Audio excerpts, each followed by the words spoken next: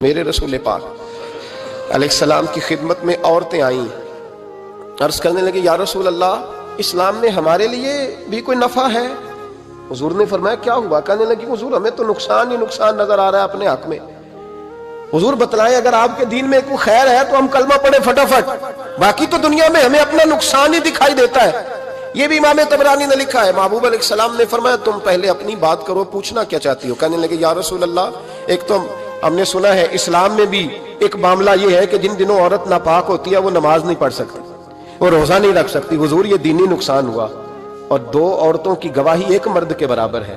دنیا میں بھی ہمارا وہ کردار نہ ہوا جو کہ مردوں کا ہے تو حضور ہماری دنیا میں بھی نقصان ہے، دین میں بھی نقصان ہے۔ یا رسول اللہ یا رسول اللہ یا رسول اللہ صلی اللہ علیہ وسلم آقا، پھر تو یہ ہوا کہ ہفتے مہینے کے بہت سارے دن عورت ویسے ناپاک رہی، دین سے دور رہی، اور اگر وہ قومی معاملات میں کوئی کردار ادا کرنا چاہے پھر بھی اس کی گواہی دو عورتوں کی ایک مرد کے برابر، تو حضور دنیا کا بھی نقصان دین کا بھی۔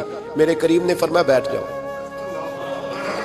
بیٹھ جاؤ۔ عورتیں بیٹھ گئیں تو محبوب فرمانے لگے تمہیں پتہ ہے جب کسی کے گھر میں بیٹی پیدا ہوتی ہے حضور کیا ہوتا ہے؟ فرمایا میرا مالک دو فرشتے بھیجتا ہے، فرمایا وہ آ کے گھر والوں کو سلام کہتے ہیں، جنوں اور انسانوں کے علاوہ ساری دنیا ان کے سلام کو سنتی ہے۔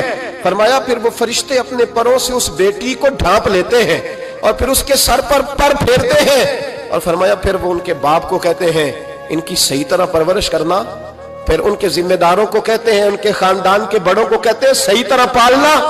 اگر تم ان کی یہ لفظ سنو میرے محبوب کے، حضور فرمانے لگے رب کے فرشتے کہتے ہیں اگر تم نے صحیح پرورش کر کے بیاہ دیا تو اللہ قیامت تک تمہاری مدد کرے گا۔ کس طرح؟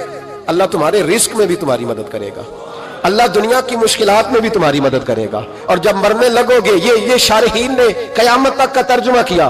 شارحین فرمانے لگے گویا حضور فرما رہے ہیں جب تم مرنے لگو گے بیٹی کی پرورش کرنے والوں تو رب کریم تمہیں کلمہ یاد کرا کے تمہاری مدد کرے گا، اور نکیرین کے سوالات قبر میں آسان کر کے تمہاری مدد کرے گا، اور قبر میں جنت کی کھڑکی کھول کے تمہاری مدد کرے گا، میزان عمل پر تمہارے عملوں کا وزن زیادہ کرا کے اللہ تمہاری مدد کرے گا، پل صراط پہ تمہیں آسانی سے گزار کے تمہاری مدد کرے گا۔